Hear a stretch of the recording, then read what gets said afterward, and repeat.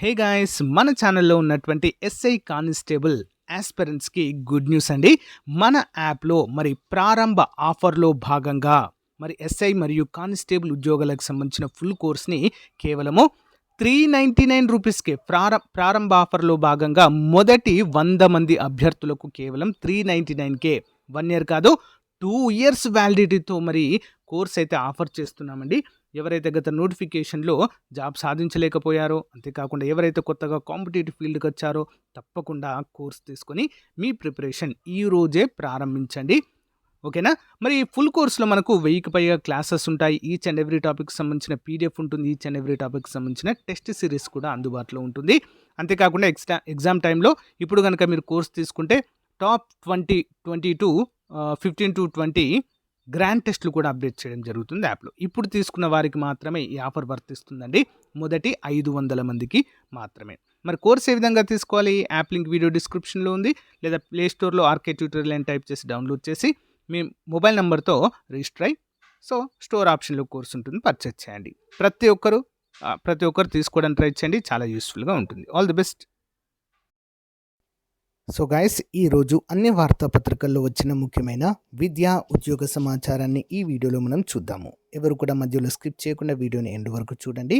అంతేకాకుండా మరి మొదటిసారి మన ఛానల్ చూస్తున్న అభ్యర్థులు తప్పకుండా సబ్స్క్రైబ్ మాత్రం చేయండి. ఓకేనా? రెగ్యులర్గా ఇలాంటి లేటెస్ట్ అప్డేట్స్ అయితే వస్తాయి. మీరు ఏ ఉద్యోగాలకు ప్రిపేర్ అవుతున్నారో కామెంట్ రూపంలో తెలియచేయండి. తప్పకుండా అప్డేట్స్ వస్తే మాత్రము తెలియచేస్తాను. ఓకేనా? సో గైస్, మొదటి అప్డేట్ చూసినట్లయితే ఉపాధి చూపరు, భృతి ఇవ్వరు అంటూ ఒక అప్డేట్ ఉంది. నిరుద్యోగుల పరిస్థితి అగమ్య గోచరం. ఏలూరు జిల్లా ఉపాధి కార్యాలయంలో 45,397 మంది నమోదు. వర్క్ ఫ్రమ్ హోమ్ కల్పిస్తామని చేసిన సర్వే ఏమైందో అంటూ మరి నిరుద్యోగ అభ్యర్థులు కూటమి ప్రభుత్వాన్ని ప్రశ్నిస్తున్నారు. తాము అధికారంలోకి వస్తే నిరుద్యోగులను అన్ని విధాలా ఆదుకుంటామని కూటమి ఎన్నికల్లో నమ్మబలికింది. అధికారంలోకి వచ్చి ఏడాదిన్నర గడుస్తున్న ఇప్పటి వరకు నిరుద్యోగులకు ఉపాధి అవకాశాలు ఏమాత్రం కల్పించని పరిస్థితి నెలకొంది అంటూ వాపోయారు. మరి ఉద్యోగాలు కల్పించకపోతే నెలకు 3,000 నిరుద్యోగ భృతి ఇస్తామని కూటమి ప్రభుత్వం ఇచ్చిన హామీ సైతము అమలు కాలేదు. నిరుద్యోగులకు ఉద్యోగ ఉపాధి అవకాశాలు కల్పించడంలో గత వైసీపీ ప్రభుత్వం పూర్తిగా విఫలమైంది. మరి 2024 ఎన్నికల్లో కూటమి ప్రభుత్వం నిరుద్యోగులకు హామీల వర్షం కురిపించింది. 20 లక్షల ఉద్యోగాలు కల్పిస్తామని, ఇప్పటి వరకు నిరుద్యోగ భృతి అందిస్తామని మేనిఫెస్టోలో సైతం పెట్టింది. ఇప్పటి వరకు ఒక్క అడుగు ముందుకు పడలేదు అంటూ అభ్యర్థులైతే ఆవేదన వ్యక్తం చేస్తున్నారు. గత ప్రభుత్వం అదేవిధంగా నిరుద్యోగులను మోసం చేసింది, జాబ్ క్యాలెండర్ ఇవ్వకుండా. మరి గత ప్రభుత్వం చేసిన తప్పులను సవరించుకుంటూ మరి ఎన్నికల మేనిఫెస్టోతో ముందుకొచ్చిన ప్రభుత్వాన్ని మరి చాలామంది అభ్యర్థులు, అందులో నిరుద్యోగ అభ్యర్థులదే పెద్దపీట అని చెప్పుకోవచ్చు, మరి అందరూ కూడా భారీ స్థాయిలో గెలిపించడం అయితే జరిగింది. సో ఏమైనా గవర్నమెంట్ చేంజ్ అవుతే మా తలరాత మారుతుంది, భారీ నోటిఫికేషన్లు వస్తాయని చెప్పేసి అన్నారు. కానీ చిన్న చితక నోటిఫికేషన్లు తప్ప ఇప్పటి వరకు ఏ ఒక్క భారీ నోటిఫికేషన్ కూడా వెలువడలేదు. అది కూడా గత ప్రభుత్వం హయాంలో ఆర్థిక శాఖ ఆమోదించిన పోలీస్ శాఖ ఖాళీలు, డిఎస్సి తప్ప మిగతా ఏ నోటిఫికేషన్ కూడా రాలేదు అంటూ మరి నిరుద్యోగులైతే ఆవేదన వ్యక్తం చేస్తున్నారు. అంతేకాకుండా కూటమి ప్రభుత్వం వచ్చిన తర్వాత సచివాలయ ఉద్యోగులతో ప్రభుత్వం వివిధ రకాల సర్వేలు చేయించింది. అందులో నిరుద్యోగులకు సంబంధించి సర్వే అత్యంత ముఖ్యమైనది.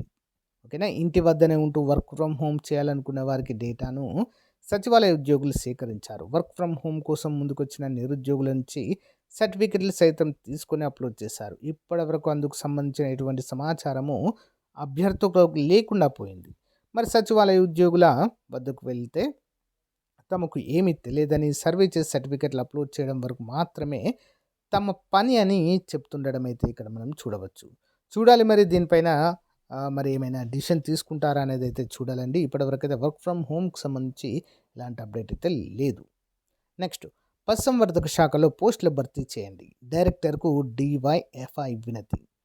రైతు సేవా కేంద్రాల్లో క్లస్టర్ విధానాన్ని రద్దు చేయాలని, పశుసంవర్ధక శాఖలో ఖాళీగా ఉన్న యానిమల్ హస్బెండరీ అసిస్టెంట్ పోస్టులకు నోటిఫికేషన్ విడుదల చేయాలని డివైఎఫ్ఐ రాష్ట్ర కమిటీ కోరింది. ఈ మేరకు పశుసంవర్ధక శాఖ డైరెక్టర్ టి దామోదర్ నాయుడును ఆ సంఘం కార్యదర్శి జి రామన్న శుక్రవారం కలిసి వినతి పత్రం అందజేశారు. పశుసంవర్ధక శాఖ పశుసంపదలో దేశంలోనే రాష్ట్రం ముందంజలో ఉందని, రాష్ట్ర ప్రభుత్వము పశుసంవర్ధక శాఖ చేస్తున్న కృషి ద్వారా మెరుగైన ఫలితాలు వచ్చాయని తెలిపారు. ఈ కృషిని మరింత ముందుకు తీసుకువెళ్లాలంటే ఏహెచ్ఏ పోస్టులు భర్తీ చేయాలని డిమాండ్ చేశారు. రాష్ట్రంలో డైరీ సైన్స్, వెటర్నరీ డిప్లొమా కోర్సులను పూర్తి చేసిన నిరుద్యోగులకు నిరుద్యోగులు 50,000 మంది ఉన్నారని తెలిపారు. కూటమి ప్రభుత్వం ఎన్నికల్లోకి వచ్చి హామీలను నమ్మి నోటిఫికేషన్ వస్తుందని శిక్షణా కేంద్రాలకు వేల ఫీజులు కట్టి మరి కోర్స్ అయితే పూర్తి చేశారు. ఇప్పటికే నిరుద్యోగులు ఆర్థికంగా చితికిపోయారని పేర్కొన్నారు. ఖాళీల పోస్టుల భర్తీ వల్ల నిరుద్యోగులకు ఉపాధి దొరకడంతో పాటు పశుసంవర్ధక శాఖ అభివృద్ధి చెందుతుంది అంటూ ఇక్కడైతే కోరడం అయితే జరిగింది. నెక్స్ట్ అప్డేట్ చూసినట్లయితే టెట్ నోటిఫికేషన్ విడుదల అంటూ తెలుస్తుంది.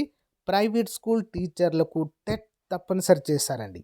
ఇంకొక ముఖ్యమైన అప్డేట్ ఏంటంటే బీఈడీ అభ్యర్థులకే అర్హత మినహాయింపు. వివరాలు చూద్దాం. ఉపాధ్యాయ అర్హత పరీక్ష టెట్ నోటిఫికేషన్ను పాఠశాల విద్యాశాఖ శుక్రవారం విడుదల చేసింది. గురువారం మార్గదర్శకాల షెడ్యూల్ కూడా జారీ చేసిన విషయం తెలిసిందే.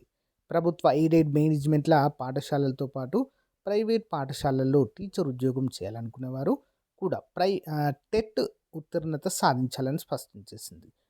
అర్హత ఉన్న అభ్యర్థులు 1A, 1B, 2A, 2B 4 పేపర్లకు దరఖాస్తు చేసుకోవాలని, ఒక్కో పేపర్కు ₹1,000 ఫీజు చెల్లించాలని పేర్కొంది. ఫీజు మాత్రము టూ మచ్ హెవీగా ఉందండి.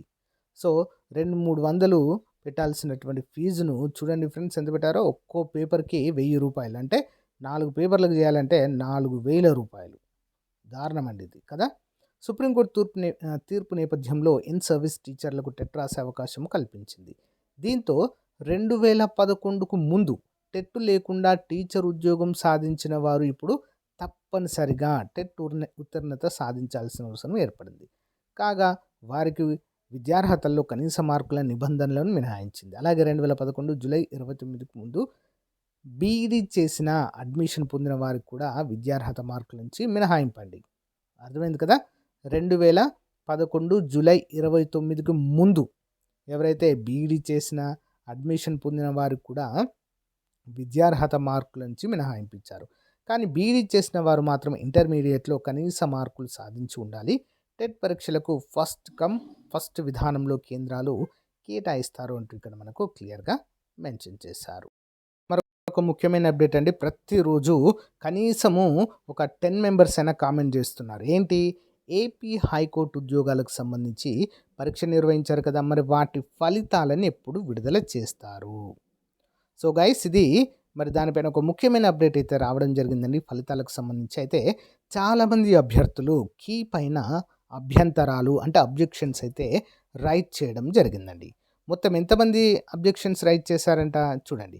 In response to the said notification the following 287 objections of the question IDs were received from 18 candidates. అంటే 810 మంది అభ్యర్థులు మొత్తం 287 అబ్జెక్షన్స్ని రైట్ చేయడం అయితే జరిగిందండి. రైట్ చేసిన వాటిలో ఏవి కరెక్టు ఏంటి అనేది అయితే ఎవరెవరు ఇక్కడ అబ్జెక్షన్స్ రైట్ చేశారని అయితే మనకు క్లియర్గా ఇక్కడ ఇచ్చారండి. 810 మంది అంట కంప్లీట్గా. ఇక్కడ high court has further examined all the 38 valid questions and resolved that the answer options given to the following question IDs 12 are to be altered, changed and accordingly directed for change and answer options. అంటే మొత్తం 12 క్వశ్చన్స్కి అయితే ఇక్కడ alternative answers అయితే ఇవ్వడం జరిగింది. క్వశ్చన్స్కి సంబంధించి మార్కులు అయితే కలుస్తాయని అర్థము, కీలో తప్పులు ఉన్నాయని అర్థము. ఓకేనా. The High Court has further resolved that the award marks to the candidate who opted either of the options of the following question IDs 8 numbers. So ఇక్కడ చూడండి, ఇక్కడ క్వశ్చన్ ఇచ్చారు కదా, ఈ క్వశ్చన్స్ ఏవైతే ఉన్నాయో అవి కరెక్ట్ ఏవైతే పెట్టారో వారందరికీ కూడా మార్కులు యాడ్ అవుతాయంటూ క్లియర్గా మెన్షన్ చేయడం అయితే జరిగింది. సో అందుకే లేట్ అండి ఇప్పటి వరకు మనకి. ఓకేనా. అబ్జెక్షన్స్ రైట్ చేశారు కదా, వాటన్నిటిని సాల్వ్ చేసి ఏవైతే తప్పుగా ఉన్నాయో వాటన్నిటికీ మార్కులు కలిపి మళ్ళీ రివైజ్డ్ లిస్ట్ అయితే విడుదల చేస్తుంది. ఓకే, ఫైనల్ మెరిట్ లిస్ట్ అంటాం దాన్నే మనము. ఓకేనా. ఫైనల్ కీ అని కూడా చెప్పుకోవచ్చు. అది వచ్చిన తర్వాతే మనకు రిజల్ట్స్ అనేవి విడుదల చేస్తారు.